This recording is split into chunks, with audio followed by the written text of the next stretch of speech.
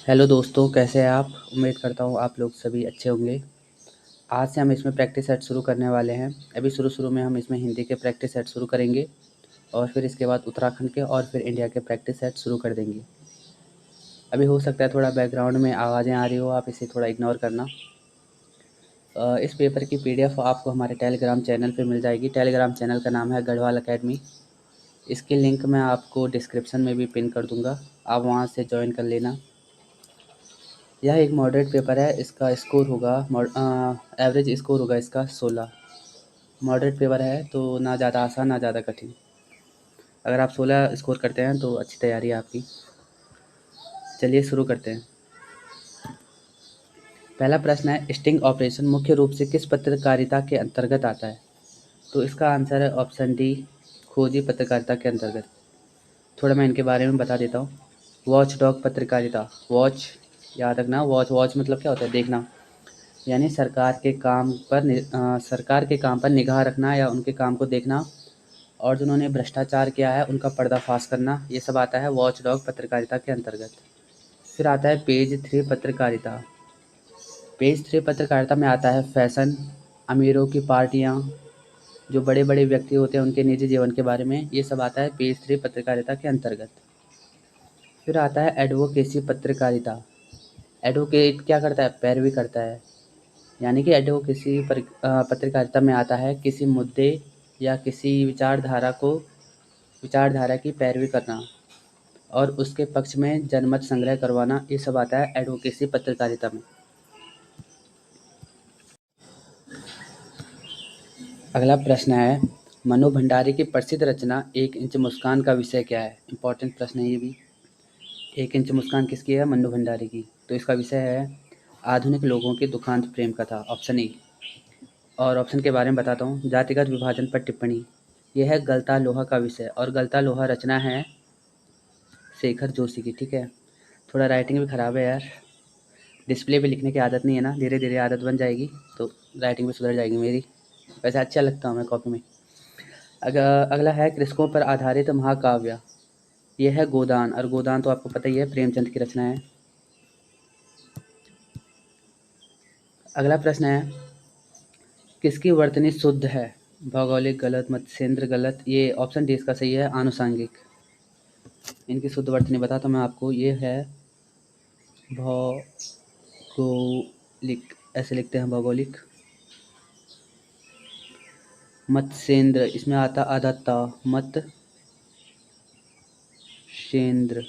थोड़ा राइटिंग ख़राब है यार, डिस्प्ले में लिखने की आदत नहीं है।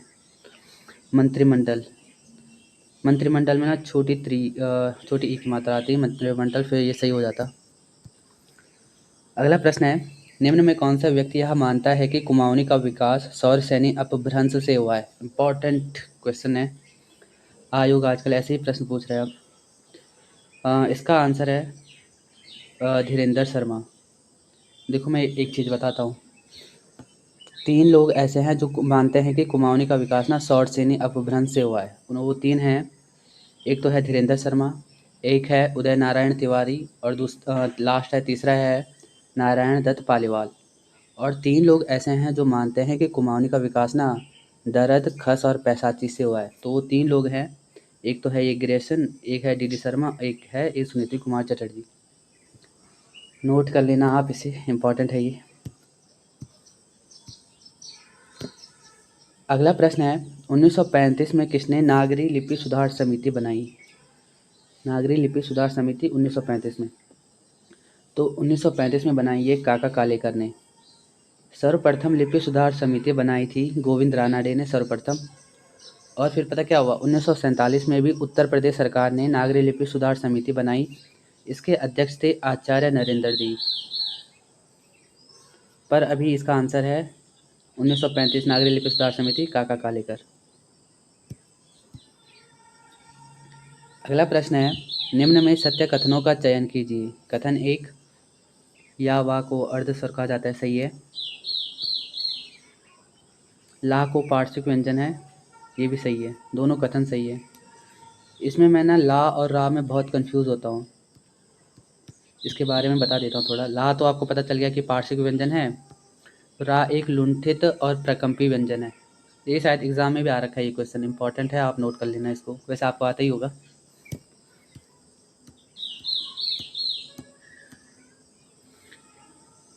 अगला प्रश्न है, कादम्बरी और वारुणी किसका पर्यायवाची है? तो यह है मदिरा का पर्यायवाची। सांसारिक विषय वासनाओं से रहित वाक्यांश के लिए एक शब्द, ये हो जाएगा असंग। भामिनी, भामिनी होती है जो स्त्री क्रोध करती है तो उसे कहते हैं भामिनी, यानी क्रोध करने वाली स्त्री भामिनी। चषक, चषक होता है मदिरा पीने वाला प्याला, उसे कहते हैं चषक। अवीरा, जिस स्त्री का ना तो पुत्र हो ना पति हो, उसे कहते हैं अवीरा, जिसका पुत्र व पति ना हो। ऐसे में मैं आपको सारे ऑप्शन बता रहा हूँ, आपका अच्छा रिवीजन हो जाएगा इससे। अगला प्रश्न है, आलोक पर्व, मतलब ये रचनाओं को सुमेलित करना है उनके लेखकों के साथ। आलोक पर्व है हजारी प्रसाद द्विवेदी की, कनैला की कथा राहुल सांकृत्यायन, योग प्रवाह पीताम्बर दत्त बरतवाल, हम जो देखते हैं मंगलेश डबराल। हम जो देखते हैं आवाज़ भी एक जगह है, ये तो मेरे फेवरेट राइटर है यार मंगलेश डबराल। तो ये हो जाएगा 2 1 3 4, 2 1 3 4, ये ऑप्शन बी इसका सही आंसर है, 2 1 3 4। अगला प्रश्न है, निम्न में अशुद्ध वाक्य का चयन कीजिए। आप वीडियो को पॉज कीजिए और फिर इसका आंसर बताना, वैसे आपने पीडीएफ से सॉल्व कर लिया होगा। तो इसका आंसर है ऑप्शन डी, इसमें है पद क्रम से संबंधित अशुद्धि है।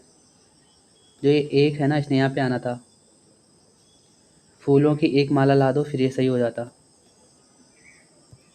पद क्रम से संबंधित अशुद्धि। फिर है तोता चश्मे करना, मुहावरे का अर्थ क्या होगा? तो इसका अर्थ होगा ऑप्शन डी, बेवफाई करना। इसके बारे में बताता हूँ मैं थोड़ा। तोता चश्मे करना, जैसे दो पक्षी हैं, माना एक कबूतर और एक है तोता। तो कबूतर क्या होता है, जैसे एक बार उड़ गया तो वह दोबारा अपने मालिक के पास वापस आ जाता है थोड़ी देर में। पर तोता क्या होता है, जब एक बार उड़ता है ना, अपने मालिक के पास से उड़ता है तो वह कभी वापस नहीं आता है, तो वह अपने मालिक के साथ बेवफाई करता है। तो वही है ऑप्शन डी, बेवफाई करना, तोता चश्मे करना मुहावरे का अर्थ। फिर अगला प्रश्न है, जहाँ बिना कारण के कार्य का होना पाया जाए वहाँ पर कौन सा अलंकार होता है? तो वहाँ पर होता है विभावना। ये तो शायद PYQ भी है, स्टेनो में आया हुआ प्रश्न है, ये तो इम्पोर्टेंट है ये। अब पता क्या हो रहा है, आयोग ना सीधे सीधे इनकी परिभाषा पूछ रहा है, अलंकारों की परिभाषा पूछ रहा है अब तो। अगला प्रश्न है, थाली का तत्सम रूप क्या होगा? थाली का तत्सम रूप होगा स्थाली, ऑप्शन ए।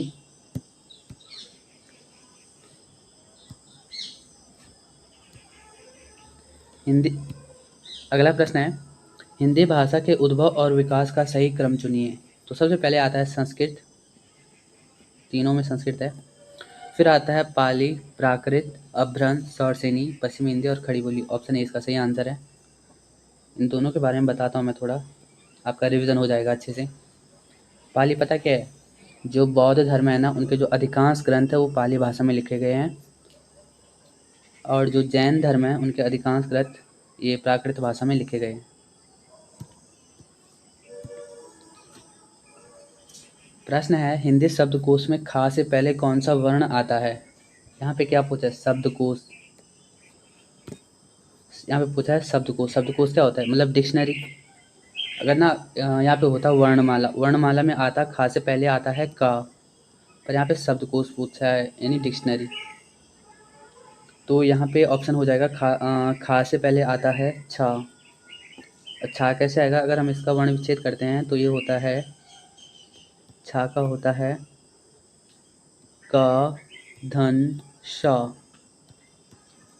तो फिर आएगा ना ये का के बाद का, फिर आ जाएगा ये छा, फिर आ जाएगा खा ग, ऐसे आ जाएगा ये, हलंत भी लग जाएगा इन पे। तो इसका ऑप्शन बी इसका सही आंसर हो जाएगा। इसमें अगला प्रश्न है, कुमाऊनी में कुमर से बिनाणु लोकोक्ति का सही अर्थ क्या है? लगभग गढ़वाली कुमाऊनी लगभग सेम ही है, तो इसका आंसर होगा कांटे की तरह चुभना। हमारे पहाड़ में पता क्या होता है, जब हम झाड़ियों में जाते हैं ना, छोटे छोटे जो कुर्रे हैं ना हमारे कपड़ों में चिपक जाते हैं, फिर हमें ना चुभन सी महसूस होती है। एक झाड़ी होती है, उसमें छोटे-छोटे कोरे टाइप के होते हैं, वो लग जाते हैं हमारे कपड़ों में, बहुत चुभन होती है फिर। अगला प्रश्न है, निम्न में कौन सी बोली पूर्वी कुमाऊनी के अंतर्गत नहीं आती है? तो ये है ऑप्शन डी जोहारी। देखिए मैं बताता हूँ पूर्वी कुमाऊनी में कौन-कौन सी बोली आती है। एक आती है सौर्याली, सिराली, अस्कोटी और एक है कुमैया। कुमैया ये भी आती है पूर्वी कुमाऊनी के अंतर्गत, पर जो जोहारी है ना, तो वह आती है उत्तरी कुमाऊनी के अंतर्गत।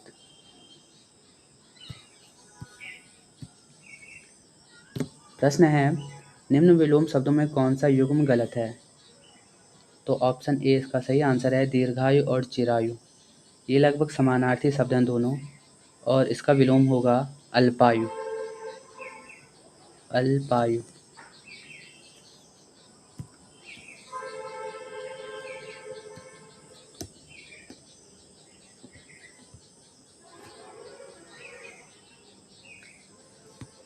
अगला प्रश्न है,